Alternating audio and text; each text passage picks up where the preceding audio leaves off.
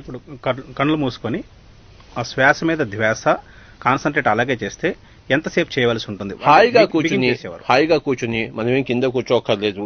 కుర్చీలో కూర్చోవచ్చు, సోఫాలో కూర్చోవచ్చు, చేతులు పెట్టుకుని పాదాలు 2 క్రాస్ చేసుకుని కళ్ళు 2 మూసుకుని మన శ్వాస మీద ధ్యాస కనీసం ఎవరి వయసుతో 4 నిమిషాలు ఖచ్చితంగా చేయాలి. అది మినిమం కండిషన్. ఆ ధ్యానం చేసినప్పుడు కొంతమంది కొన్ని రకాలు చెప్తుంటారు, నాకు ధ్యానం చేసినప్పుడు ఇట్లా అయింది, నాకు ధ్యానం చేసినప్పుడు ఇట్లా అయింది. అంటే అసలు ఏమీ కలగని వారు నేను ధ్యానం చేయలేదేమో, లేకపోతే ధ్యానం చేయటం నాకు కుదరలేదేమో అనేటువంటి ఒక అసంతృప్తి. కాదు. ధ్యానం చేయడం అంటే ఏంటంటే నేను చెప్పానుగా, ధ్యానం చేయడం అంటే మనసును శుభ్రపరచుకోవడం, బూజును తీసేయడం. అంటే ఆ ధ్యానంలో పనికిరాని ఆలోచనలు ఉంటే బూజు అది తగ్గుతుంది, మనకు తెలుస్తుంది మనకి. అదేదో మూడో కన్ను, అదేదో గత జమలు చూడడం, అవన్నీ పక్కన పెట్టేసేయండి. అవన్నీ ప్రశాంతత కూర్చున్నప్పుడు ఆ నిన్నటి ఆలోచనలు, మనం పక్కవాడి మన శత్రుత్వము, ఎవరెవరితో మనం కొట్లాడామో అవన్నీ ఇప్పుడు నెమరు వేసుకోవాల్సిన అవసరమే లేదు. ఆలోచన రహిత స్థితి ధ్యానం. ముఖ్యంగా పనికి మాలిన ఆలోచనల రహిత స్థితి.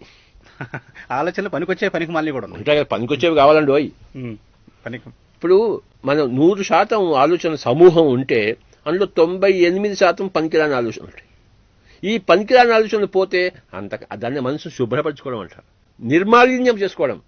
సో ధ్యానం యొక్క ప్రైమరీ ఈవెంట్ హ్యాపెనింగ్ ఈజ్ ఆ శుభ్రపరచుకోవడము, తర్వాత శూన్యం కావడం.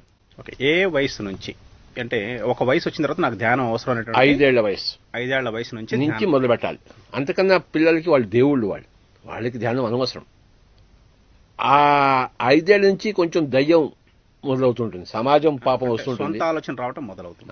కనుక 5 ఏళ్ల పిల్లలకి 5 నిమిషాలు, 5 నిమిషాలు, 10 ఏళ్ల పిల్లలకి 10 నిమిషాలు, 20 ఏళ్ల పాపలకు 20 నిమిషాలు తప్పకుండా చేయాలి.